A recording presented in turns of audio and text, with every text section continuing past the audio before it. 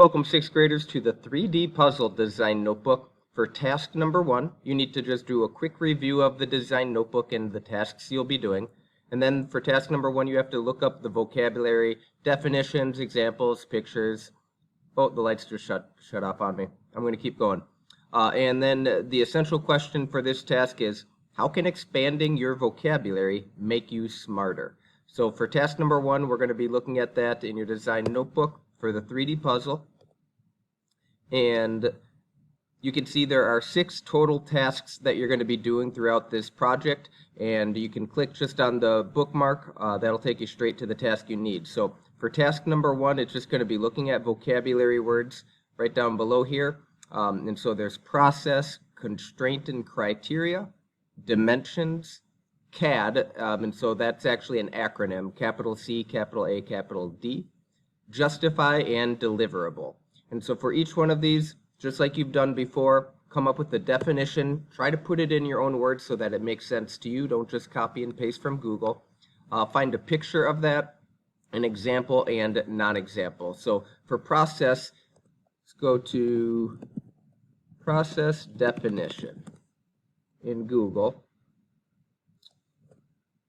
And you'll see here you get a couple different definitions. So one says, a series of actions or steps taken in order to achieve a particular end, or a summons or writ requiring a person to appear in court. We obviously don't need that definition for this situation.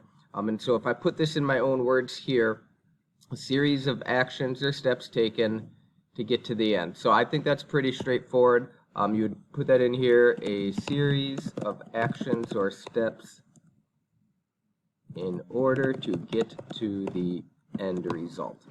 Okay, so we are going through a process with all of our activities, but for the 3D puzzle, we have a process that we're going to be doing in order to get to the final product that you'll be able to keep. So a picture of that then, if we're going through a series of steps, what one would that look like? And any one of these that you think will make sense, and I think looking at this, you have different steps here in order to get to the end.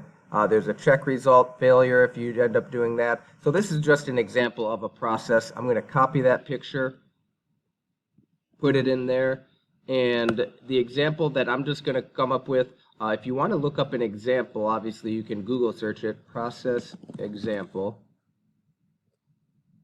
And you might get some, otherwise you might have to get creative and think about how have we used it either in class or just even on your own outside of class.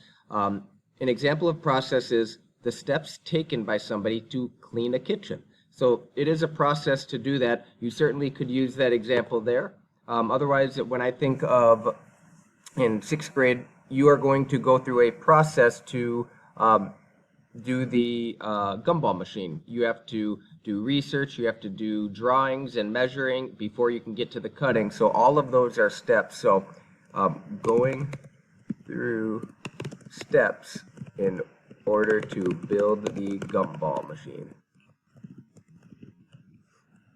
And a non-example, so the opposite that I think of for not process would just be a single step, something that's not a process, it's only a one-step thing. So a single step activity. Okay, so that is an example of process and one vocab word. You have the other 5 words that you have to do. When you get done with that, you remember to do your summary of what did you learn and what's one example of success you had. And then at the very top there was the essential question, how can expanding vocabulary make you smarter? So you'll type in your answer to the side here, and then when you're done with this, you can move on to task number 2.